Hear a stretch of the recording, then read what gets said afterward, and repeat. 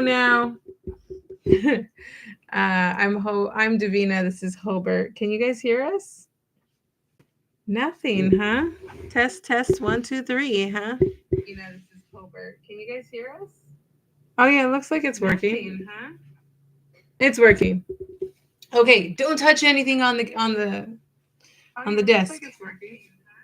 Okay, Hobart. Okay. Go ahead. All right. Thanks for joining us, guys. Hit that like and subscribe button. Okay. So today we're going to talk about our Navy Federal Credit Union loan. All right. Go for it. I really have nothing to say.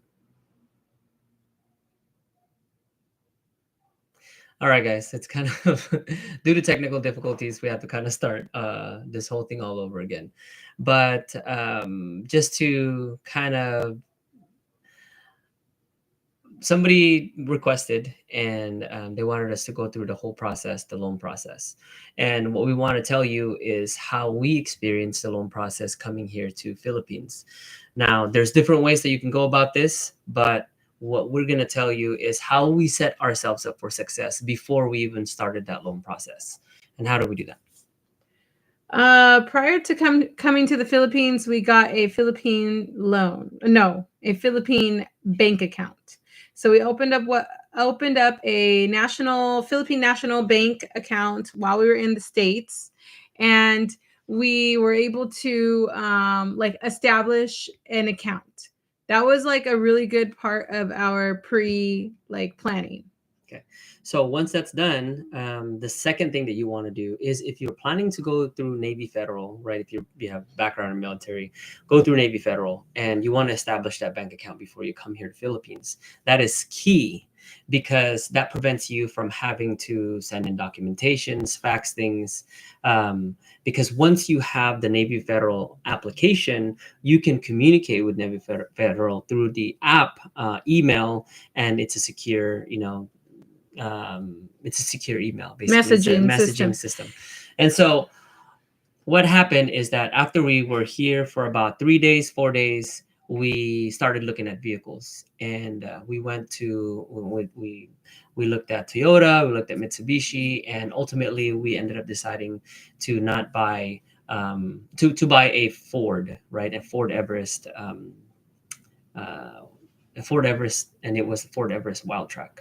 And so when we went to the dealership, what had to happen is like, all right, is this a color that you want? Yeah, that's the color we want. Okay, this is the price that we are quoting you for. It's written down on a piece of paper, and on that same sheet of paper, it's like, okay, this is the price that you want, that we're giving you.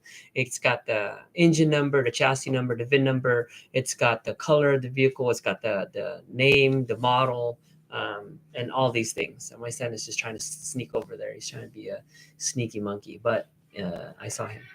And so once you have all that documentation, what they're going to say is like, okay, Ford is going to say, well, how do we know that you are serious about purchasing this vehicle? So you have to give us some money to kind of for us to hold the vehicle, and that holding fee is basically 10,000 peso, which goes towards the loan, or And that's goes like towards the vehicle. $200. That's yeah, that it's equivalent to $200. That's not that bad. So I have the documentation, I have the information in front of me, and what I did was I called Navy Federal and I said, "Hey, Navy Federal, I am, I was in the military. I'm retired. I have banking with you guys. I would like to apply for a loan. I am currently here in Philippines. Is that something that you guys are able to do?" And basically, they said, "Yes, we're able to do that." What make, model? We need the VIN number. We need all these things in order for us to actually put in for the loan. And so I gave them the color, make, model, VIN number, chassis, engine number, and all that stuff. But the most important thing is the make, model, year, color, and the VIN number. All that other stuff is great for you to have for additional information, but those are the only things that they need for you to for them to process your request.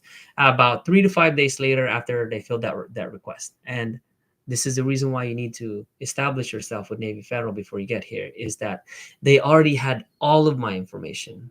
Okay, they had, my address, who I was, bank information, whatever. And so it was easy for me to just talk to the person on the phone and say, this is me, this is what I want, this is the information they're requesting. And there, I didn't have to send him any paperwork, documentation, or anything like that. I didn't start sending him stuff until basically we got the loan was approved. So between 3 business days to 5 business days, they came back and they said, yeah, no problem, we can approve you for a loan for the entire amount. Okay, all right, sounds good. And they said, can you get the dealership, how do you want to process this? There's 1 or 2 ways that you can do this. Is one, you can give us the dealership's name, their bank, and their account number and their SWIFT code, right? Because the United States federal uh, currency, the currency in the US does not directly work with the ones over here. They need a SWIFT code. They're not in the SWIFT system, and we're there in the Federal Reserve Bank. So what happened was that I had to get that information from the dealership, right? That's the first way you can do it. Or the second way is that Navy Federal can fund you the amount of money directly to your bank account. Okay. So I tried to do it the first way. And I said, all right, so let me get the dealership's information. I provided it to them. And because it was a dealership name, a dealership account number, a dealership bank, I had to go through the application and send them an email saying, hey, this is the name of that account number, the SWIFT code, all the things that they've requested. And then I sent it to them. And then they said, okay, do you want the money in dollar or do you want it in peso? And that's where kind of the snafu kind of happen, because depending on the exchange rate at that time, the exchange rate was $1 to 56 peso. And so they said, depending on the exchange rate, the dealership might get more than what you're asking for. And I said, huh. So and then I started talking to Navy Federal, and they were very helpful. I said, well, what are the chances that they're gonna give me back my money if you guys send them too much? And they're like, well, there is no guarantee. And so the lady on the phone was like, so what do you want to do? Do you want to move forward with it? Or do you want to go with another option? And she gave me the other option. I was like, you know what? Let's go ahead and go the other way, the other route, which is send it directly to my bank account. So later on, I learned that if you are sending to third party and it's more than $3,000, what you have to do is fill out the application, uh, um, the app, fill out the information in the application, and they can process through it. They can process it. But if it's from your bank, right, from Navy Federal, your the loan, and you have a banking with them, to your own direct bank, you can just call them up and say, hey, my name is this. This is my account number here in Philippines, and can you please transfer this amount to this amount? And what they'll do is they'll process that transfer immediately. And then it still takes like 5 to 7 business days, but you don't have to go through the whole process of like sending it through their email and then them getting the information. And what I had to do was kind of like go back and forth and making sure that the account number and all that stuff is correct. So if it's from your bank to your bank, right, there is no minimum. You can just call them up and say, hey, do the transfer.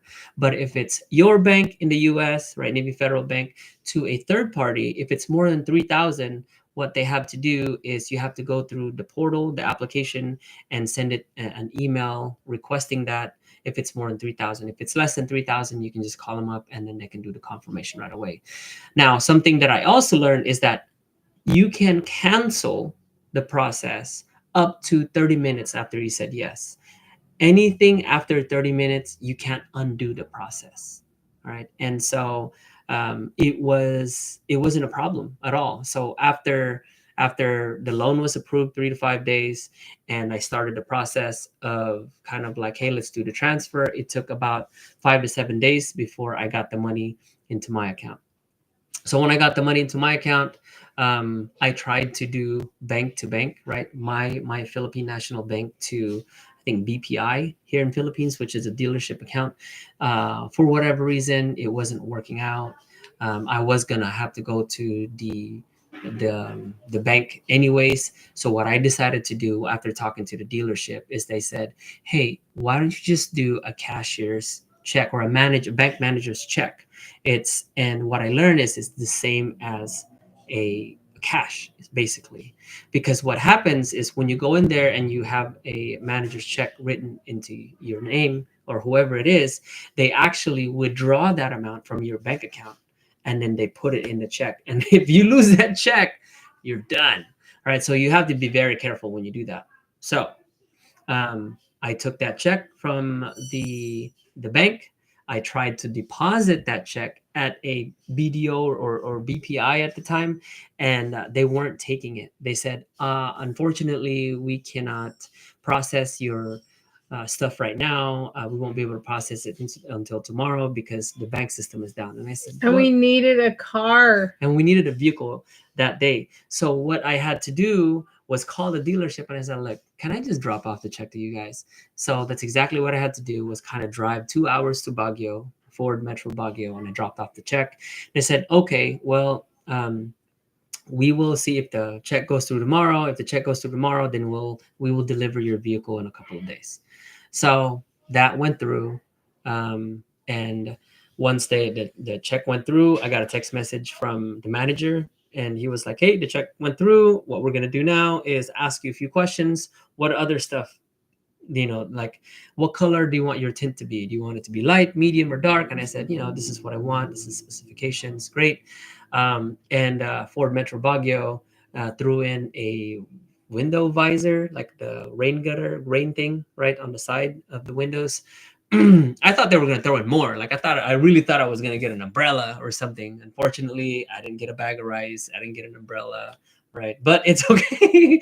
It's okay because I got the vehicle that I really wanted. Yeah. So was there anything that I missed? I want to go fast forward to where we are today. We have been struggling with the U.S. with the Navy Federal Credit Union. And this is where things kind of get interesting because once you buy a car cash here, you still have a loan in the States. And so the States is used to having the DMV send over like that the car is on lease or has a lien on it, right? And so they're looking for that title. And so that's the problem we've run into. So Holbert's been dealing with that. Tell them your side. So about a couple of weeks ago, maybe 3 weeks ago, I got a notice in my Navy Federal application on the portal. It says, hey, you need to reach out to us. We are having issues with the title, right? So this wasn't explained to me. And I hope that this becomes clear to you guys because I went through that whole process. So once you purchase the vehicle, the dealership will give you a whole bunch of documentation. And initially, like the first receipt is you receiving the information. What you paid for is the registration, basically proof that the vehicle is under your name, whatever it is. When you get the license plate, you get the registration, right? And the owner certification. And basically, Navy Federal wants a copy of that, right? They want a copy of it. And what you have to do is take that and send it to titles at navyfederal.org. Right. So I sent them all the documentation that I have, which was because the title is different. The registration is different here and it doesn't look the same. And this was something that I had to go back and forth with Navy Federal, because Navy Federal, some of the people that you talk to over the phone, their employees they're like reading a prompt or something. They don't necessarily have an understanding of the process. So the first person I spoke to was a guy, very condescending. And I was like, look, I'm just letting you know I'm in Philippines. And he was like, I don't care that you're in Philippines. This is your responsibility. You go to their DMV and you get this done. And I said, you know what, man, you're very rude. Let me just talk to somebody else. So in talking to the second person, who was very nice, right? Me and the person, after she did a little digging, realized that all I have to do was send a copy of the certificate and the registration to that title's at navyfederal.org, and what they do is they will process the application for you. um, if you don't do that, if you don't send in, proof of registration and a copy of a receipt that says that you own the vehicle, what happens is the loan that you have, they can bump it up to a higher They can change it APR. into like a personal loan instead of a vehicle loan. And then you would have to pay for a higher percentage, higher APR, whatever it is. And I didn't want that to happen. So I made sure that I covered it both ways. I sent it to the titles at navyfederal.org, and I also sent it a copy again in the portal, right? So I just received an email back and on the portal, and they said, hey, just to verify, are you still in Philippines? And I said, yes, I am still in Philippines. I don't plan on having the vehicle leave Philippines at all. It's going to be my mode of transportation here in Philippines. If I do go back to the United States at any given time, I am not going to take the vehicle with me. It's going to be here in Philippines, and it's going to stay in my possession. And so they just, the Navy Federal just want the warm and fuzzy to make sure that, you didn't con them out of, so many thousands of dollars. And they want to make sure that they do their due diligence to kind of put a lien on the vehicle. Now, we don't process that. I don't process that. According to Navy Federal, I just send them the documentation and they process that. I am so happy and I'm so glad and I'm so relieved that I don't have to send the original documentation to them. Yeah, because that would be very uncomfortable. Yeah, because if I send the original documentation to them, which is not uncommon, we don't know if it's going to get to them or not. Right. And so I'm happy that I'm holding on to the actual registration. I'm holding on to the receipts. I'm holding on to all those things, because at the end of the day, I still have to pay for that loan. They can mess up my credit. They can do all these things.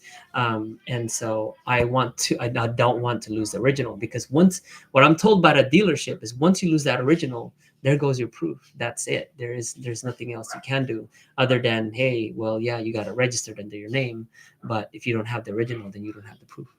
So. Right. Yeah. Things are way different here in the Philippines. Like the land transportation office, just like trying to go get your license, and there's a lot of different loopholes that you have to go through to get things done here. So it's not the same as in the States. It's not uniform at every office. It's kind of like whoever is sitting at the desk and whatever they decide that day. Yeah. And that's something that I was talking to Navy Federal about, is that, like, look, it's not as streamlined here in Philippines. Unfortunately, it's a different country. The process and procedures are different. The like LTO, the Land Transportation Office, process and procedure in one building and in one city could be different from the next building or the next city over. And it's not uncommon for people to get what's called fixers. And those people will basically walk your documentation for you and get things that you need, such as registration, such as your license, or whatever it is documentation that you are trying to attain. So for those of you guys who are planning to come here to the Philippines and you are planning to purchase a vehicle, that is how we did it. Right, that is the process from the beginning all the way to the end. Some things that we've done to set ourselves up for success is opening up that Philippine National Bank account from the U.S. and we opened it up in L.A. and that has been so helpful. It has been helpful. It has been very helpful, because that's what I've been using to pay bills online. Mm-hmm. That's what I've been using to transfer money from the dealership to my bank or account. Pay for the AC installation, appliances, like large sums of like buying things from an organization like the AC company. And if you're looking for the cheapest way to send your money, the fastest and cheapest way is use Navy Federal to send a wire, and you can send as much as you want for $20. $25. Oh, it's $25. Yeah. So that is the cheapest way. That's the cheapest way. Use Remitly. Don't use World. Don't use those other ones. Mm-hmm. Use wire transfer. That's the best way. So you might ask, if I were to do things all over again and I was to get a loan all over again, right? And if I knew all the stuff that I knew now, the things that I would change is, one, I would get that information right away, right? Because it's all it is calling the dealership, getting the color, getting the VIN number, getting all these things. Once you have that, then you can start processing the loan while you're in the United States, right? Once you start processing the loan, when you're in the United States, you have that amount in your bank, and when you come to Philippines, you can pay the vehicle off cash, right? Because it's the cash is already in your system, and you wouldn't have to kind of deal with like going back and forth and making sure that the back office is open. So I had to stay up at 11 p.m. here, Philippines, 2 o'clock in the morning here, Philippines, so that way I can communicate with Navy Federal in the United States. Yeah, the time difference. The He was time up difference, all night, every night. it was just redonkulous. But that's the only thing I would change is start the loan process when you're in the US, but know which vehicle that you want already. I'll tell you, we drove Toyota, we drove Mitsubishi, we drove Ford. We looked at different variants of Ford. We looked at different vehicles, SUVs. We looked at secondhand vehicles and what was better for us. And in conclusion, what we came up with is that we're going to be staying here in Philippines long term. And when we do go back to Philippines, we're eventually going to come back here. So if I purchase a secondhand vehicle, what am I purchasing? And was that vehicle taken care of? I don't know. But if I buy a vehicle brand new, I know that I'm going to take care of it. I know that I'm only going to take it to the dealership. I know the type of maintenance that I want to do to my vehicle. So therefore, it's good. It's not going to be an issue. I'm going to definitely take good care of it. Right. And so yeah, that's pretty much it. That's what I would change, is start the loan process while you're in the US, so that way it's nice and easy, it's streamlined. Once you get the loan process, when you get here to Philippines, you go directly to the dealership and you're like, here you go, here's the cash, here's the whatever manager's check, I want the vehicle delivered to me within 5 days. So if we do it that way, we could have gotten a vehicle within probably 5 days. Right? Yeah, had we done the loan before we came, we could have had the vehicle right away, 3 to 5 days. But it took us a total of 17 days from start till we drove our car. They delivered our car. I mean, we went through a bunch of different situations when you're looking to find the car. I mean, like, we were talking to third-party sellers, and it was just a lot. But that's another thing we need to cover. But it was really good to finally get our car, and then yes, here we are 4 months later, and we're still dealing with the car situation because of the title. But is that all done pretty much? Yep, that's all done. Well, it's not all done. What it is I've sent the documentation. I've met I gave me a deadline to send them like by 11 January, which is today is the 10th of January. So we have one more day. So we made it, right? We made it. They replied back. They got the documentation. They just wanted to verify that if I'm still here in Philippines or not. And I said, yes, I'm still here in Philippines. They did not reply back with any additional information or things that I needed to do. So I am under the assumption that I don't have to do anything else. But I will give them a call within a week or so, and just to verify, just to make sure. In fact, I'm probably going to make that phone call tomorrow. And we'll always keep you guys in the loop of anything new that comes up with, like our moving in here to our lives in Philippines. I know there's a bunch of different topics I want to talk to you guys about since we moved to the Philippines, so you guys can know more about like what it's like to move here and some of the things that we've ran into. I did want to tell you guys before we leave, this month our water bill was 1,500 peso and our electricity was 15,000 peso. What was the other one? Oh, our food is so cheap here. Like, there's no, like, it's always under $400 period every month. It's always low. Doesn't matter how much we eat. We can never eat enough food to like make it really expensive. Yeah. And so something else too, right? Since I've been dealing with a dealership, I finally took the vehicle in for service. So it's been 3 months, 4 months, and I've already put 12,000 kilometers on the SUV, right? Because we're just traveling all around. We've been to Batangas, we've been to Bicol, we've been to Baguio. We have trips going on to the Ilocos here soon. And we put a lot of miles in it. So when I purchased the vehicle, I bought a 5-year plan, right? And so when I purchased the vehicle, I thought that 5-year plan was going to be with the manufacturer recommendation service, which is when the service light comes on in the vehicle. Unfortunately, that's not how they do things here in Philippines. And how they do things here in Philippines is that every 10,000 kilometers, I have to take the vehicle in for service, which is like, I don't know, 6,000, maybe 5,000, 6,000 miles. And I'm like, what do you, I have to take it in every 5 to 6,000 miles. Like, that's kind of like counterproductive. That's not even what the manufacturer recommendation is. But unfortunately, that's what I bought into. I kind of like went back and forth with Toyota with Ford Metro Baguio, and I said, hey, that's not what I purchased. When the information that I signed never said that I had to bring it in every 10,000 kilometers. It just says that first 5 years, right, or 5 services. What you're telling me is that there's a service plan and I have to bring it in every 10,000 kilometers. That's not what I signed. But I'm not going to be difficult, right? All I'm saying is that, hey, be careful when you purchase things. I thought that I was buying like the first 5 year service, but manufacturer recommendation.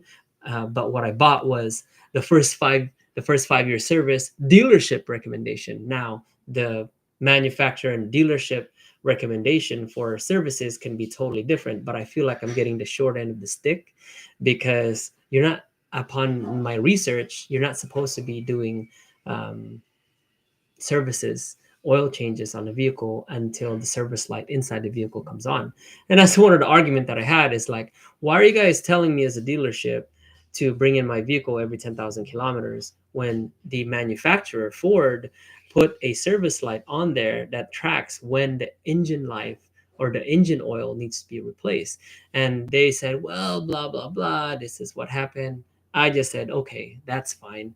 It's, potatoes, potatoes. That's my fault that I didn't read the fine print. It's not in the fine print, actually. It's not in the document that I signed because I showed it to them. It's in another piece of paper that they showed me, which is like, all right, that's fine. Um, it's just something that I'm gonna eat up. But as soon as I am done with the 50,000 kilometers 5 year plan that they have at the dealership, what I'm gonna do is I'm gonna start following the manufacturer service recommendation. Something else too that I'm kind of like, there was two issues with the Ford Everest that we've had. One of them is that the pre-collision system while you're driving is that it automatically turns off and it says, warning, pre-collision system is turned off. And I'm like, what is going on? The first time I dealt with that, I had to kind of continue driving until I got to the grocery store. I shut off the vehicle. I went and did what I did, and I was going to call Ford, but then I got back in, I turned on the vehicle, and it reset the system. Since that first time, it happened about 3, 4 more times, and I notified Ford, Metro Baguio, about the issue, and they said, you're not the first one that has told us that. We've done the system check, and there's nothing wrong with the system, but please continue to track it, right? But I'm like, wait, you guys knew that this was an issue? There's a Ford Pass that you guys can send a message to and say, hey, the pre-collision system might act in this manner. This is how you can resolve the problem. Like, I'm having to like look things up, read things up, watch YouTube, and figuring out if what I'm doing about the vehicle is good or not. And then the second thing is that Dee's going to tell you guys about. So I sat in the back seat when we first got the vehicle, and I was trying to listen to some music, and I couldn't hear the radio from way back in the back. And so I told my husband, like, hey, can you like make the move? Can you move the music from the front to the rear? And so he's up there at the front trying to like figure it out, and the back speakers aren't working. And so I told Holbert, oh man, these speakers are broken.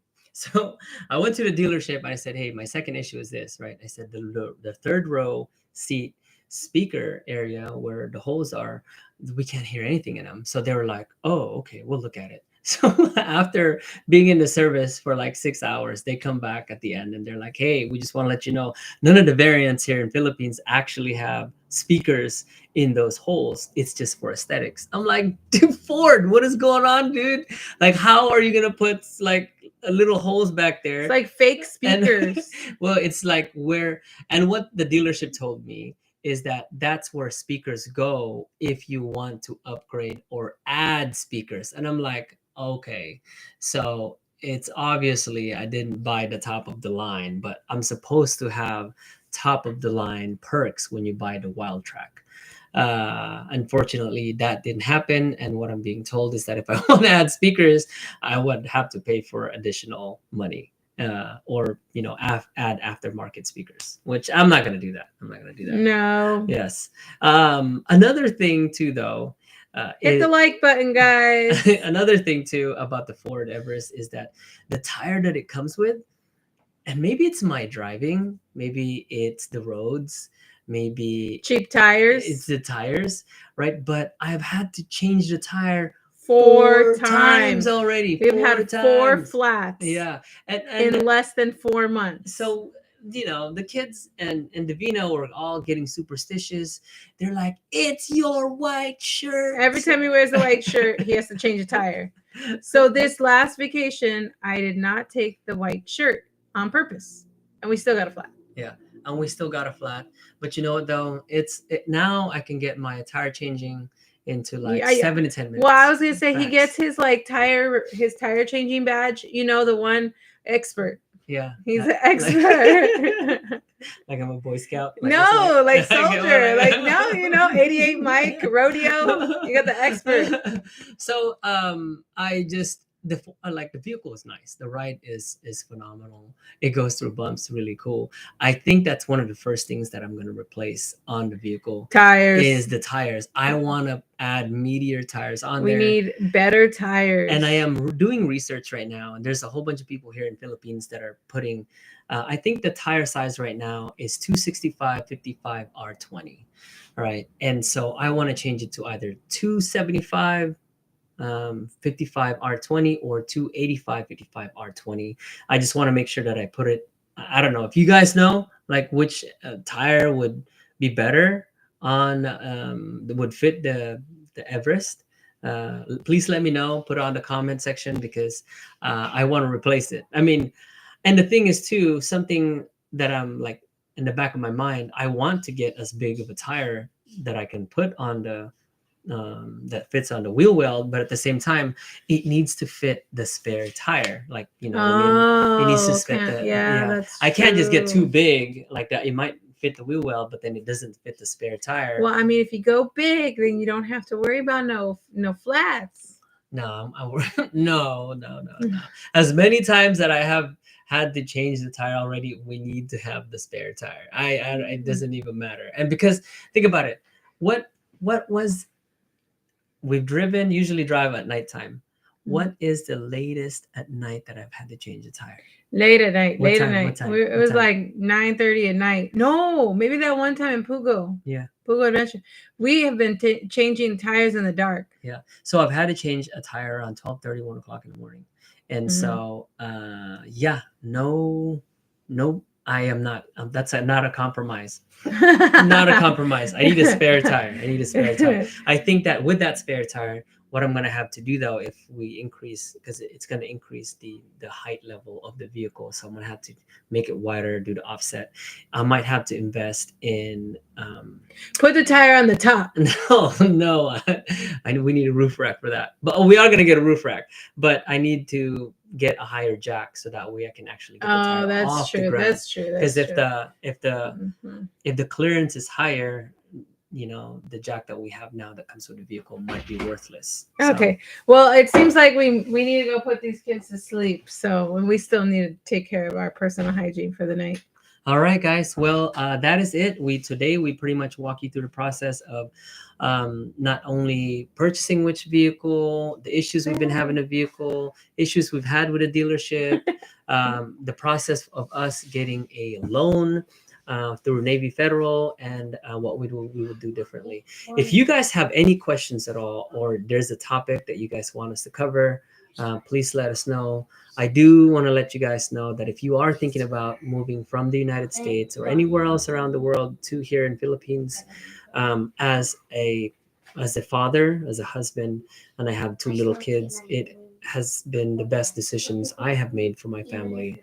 And I am in control of kind of like it of what we're doing on a daily basis. I have more time. I'm retired. I make breakfast for them. I wake them up in the morning.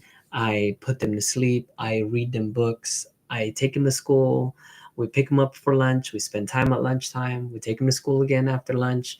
We pick them up after school. And then from there, we are able to afford, getting assistance here at the house, personal tutors, 1 hour a day for our kids. Each. And it's just like financially, it's everything here is a lot cheaper. And the thing is, our kids acclimating appropriately, yeah, they don't have a problem at all. Actually, they're having a blast. They're having fun. If anything, they're closer to their mother and father because they're respectful, they're kind, and they ask for things appropriately. And like right now, my son just came in and he's like, Mom, can I organize my room a little longer? I know it's almost bedtime, but I really want to spend time organizing my stuff. Yeah. I'm like, okay. Yeah. So, it's great. I'm finding a lot more time and like doing things around the house that I wouldn't have had the chance to do in the United States. And one of those things that I've recently done was basically put these shelves in my son's room so that way he can put his toys up. Like right now he's into cartoons. He watches Naruto, My Hero Academia. He's into Dragon Ball Z or Dragon Ball Super. And like he's got these figurines and he's got toy cars that he wants to put up there. And he's been making Legos and all this stuff. So he wants to put all his artwork on display, and my daughter's the same thing, the same way. I don't think I would have had the chance to do that in the United States, especially with how busy we were. But here in Philippines, I think that my wife and I have gotten closer. Yeah, I mean, the last argument we had was today. Actually, we argued about, hey, you should keep some money with you, right? And it's not. We didn't really argue. We didn't argue. It was more like, hey, can you keep some money on you, so that way we can divide and conquer and kind of do grocery shopping. I told him I like to hang out with my sugar daddy. I don't want to go anywhere without you. And I told her, I said, hey, I quit all my sugar. No more sugar. So he's like, we're lowering our sugar intake. And I was like, you're still my sugar daddy. All right, guys. Well, thank you for joining us. Again, if there's any topic that you want us to cover at all, please feel free to let us know in the comment section. And we will see you guys next time. Carpe diem. Seize the day. All right.